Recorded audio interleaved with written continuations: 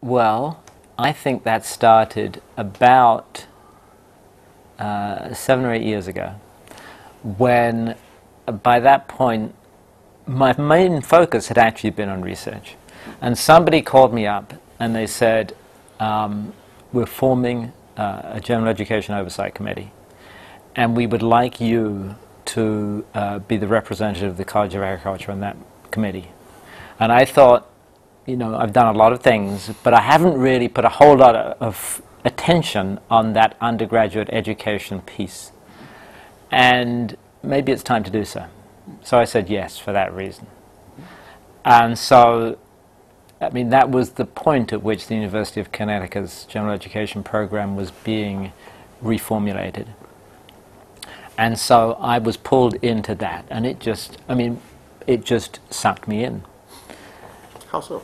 Well, part of what sucked me in, I think, was being a part of a group of faculty, 20 people or so, who were prepared to value this activity as important, and who were prepared to think collectively about the issues of general education and how that should be, i.e. to put their own personal program or their own personal research or their own personal interests aside and think together about that larger picture. And I suppose I've always been interested in larger pictures. Mm-hmm. Mm-hmm. And so, you know, it was an enormous amount of work, but it was a whole lot of fun too. I'm going to answer that question, take a little sidestep, but I'm a nutritional scientist. And one of the reasons why I'm a nutritional scientist, apart from my passion about food, was that I thought it would be an interesting thing to teach.